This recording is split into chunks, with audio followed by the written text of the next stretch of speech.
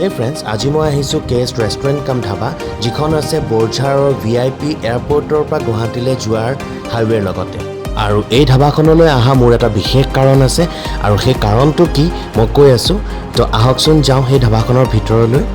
Welcome to Chaitannya Vlogs আৰু আজি মোৰ এই ধাবাখনলৈ অহাৰ বিশেষ কাৰণটো হৈছে যিখিনি প্যাসেঞ্জাৰ এয়াৰপৰ্টৰ পৰা গুৱাহাটী অভিমুখে গৈ থাকে সেই প্যাসেঞ্জাৰখিনি যদি খুব ধুনীয়াকৈ লাঞ্চ বা ডিনাৰ কৰি যাম বুলি ভাবিছে তেতিয়াহ'লে এই ধাবাখনলৈ আহিব পাৰিব কাৰণ এই ধাবাখনত পোৱা যায় অসমীয়া থলুৱা খাদ্যৰ লগতে আৰু বহুতো ব্যঞ্জন গতিকে আপোনালোকে সস্তাত যদি কোনোবা এখন ধাবাত খাই যাম বুলি ভাবিছে ৰাস্তাত তেতিয়াহ'লে এইখন ধাবালৈ সোমাবলৈ নাপাহৰিব আৰু তাতকৈও এটা বিশেষ কাৰণ আছে সেই কাৰণটো হৈছে যে এই ধাবাখনৰ লগতে আছে ইকম টাৱাৰ যিটো নৰ্থ ইষ্টৰ এক্সামিনেশ্যন চেণ্টাৰ হয় আৰু ইয়াত বহুত দূৰ দূৰণিৰ পৰা ল'ৰা ছোৱালী এক্সাম দিবৰ কাৰণে আহে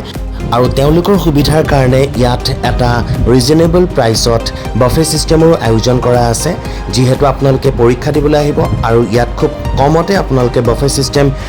এনজয় কৰিব পাৰিব আৰু ইয়াত এচি আৰু নন এচিৰো ব্যৱস্থা আছে কোনোবাই যদি ইয়াত আহি এচিৰ ভিতৰত সোমাই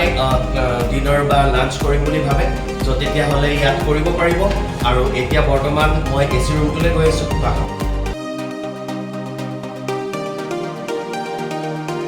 এইটো হৈছে এচি ৰুম ইয়াত এচিৰো আনন্দ ল'ব পাৰিব আপোনালোকে ইয়াত বহি আৰামছে খাব পাৰিব গতিকে গৰমৰ দিনত এচি দৰকাৰ হয় মানুহৰ গতিকে ইয়াত তেনেকুৱা এটা ব্যৱস্থা কৰা আছে আৰু তাতকৈও ভাল লগা আৰু এটা কথা যে কেএছ ৰেষ্টুৰেণ্ট কাম ধাবাৰ নিজৰ গেষ্ট হাউচ এটা আছে কেএছ গেষ্ট হাউচ যিটো কেএছ ৰেষ্টুৰেণ্ট কাম ধাবাৰ লগতে আছে আৰু এতিয়া মই গৈ আছোঁ সেই গেষ্ট হাউচটোৰ ভিতৰলৈতো আপোনালোকক দেখুৱাওঁ ভিতৰৰ পৰিৱেশটো কাৰণ যিখিনি পেচেঞ্জাৰ বা যিখিনি ল'ৰা ছোৱালীয়ে পৰীক্ষা দিবলৈ আহে সেই ল'ৰা ছোৱালীখিনি ইয়াত থাকিবও পাৰিব আৰু তেনেকুৱা এটা ব্যৱস্থাও কৰা আছে তো আহি পাইছোঁ মই এতিয়া কেএছ গেষ্ট হাউচ আৰু এতিয়া মই গৈ আছোঁ ভিতৰলৈ তো আহক চাওঁ গেষ্ট হাউচটোৰ ভিতৰৰ ফালৰ পৰানো কেনেকুৱা দেখিবলৈ আৰু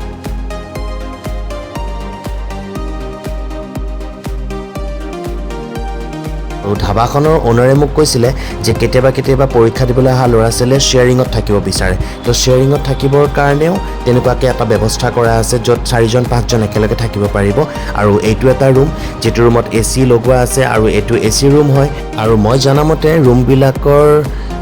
ৰেটবোৰ খুব হাই নহয় ৰিজনেবল প্ৰাইচতে আপোনালোকে থাকিব পাৰিব গতিকে ইয়াত গোটেইখিনি সুবিধা আছে তো এক ৰাতি 2 ৰাতিৰ কাৰণে আপোনালোকে থাকিব পাৰিব তো মই এতিয়া ঘূৰি আহিছোঁ আকৌ ৰেষ্টুৰেণ্টখনলৈ আৰু ৰেষ্টুৰেণ্টখনলৈ ঘূৰি আহি দেখিলোঁ যে লগতে এখন ঝুলাও আছে ডাঙৰ হ'লেও কেতিয়াবা ঝুলিবলৈ মন যায় আৰু সৰু সৰু ল'ৰা ছোৱালী যদি কেতিয়াবা এখন ধাবালৈ আহে তেতিয়াহ'লে ঝুলিব পাৰিব অকণমান খেলিব পাৰিব আগত তেনেকুৱা এটা অকণমানিকা সৰু পৰিৱেশ এটা দিছে তেওঁলোকে আৰু এতিয়া লাগিছে মোৰ ভোক আৰু মই যাওঁ খাবলৈ আৰু মোৰ থালিখন আহি গৈছে তো আপোনালোকক দেখুৱাই আছোঁ এয়া মোৰ থালি আহি গ'ল আৰু এতিয়া মই এনজয় কৰিম আৰু আপোনালোকক দেখুৱাম যে ইয়াত কি ডিছ দিছে তেওঁলোকে কাৰণ মই ইয়াত আহিছোঁ তো মোক তেওঁলোকে আজি গোটেইখিনি ডিছ দি পেলাই টেষ্ট কৰাম বুলি ভাবিছে চ' মই কিমান খাব পাৰোঁ নাজানো তো মই আপোনালোকক দেখুৱাই আছোঁ এয়া হৈছে সৰু মাছৰ ফ্ৰাই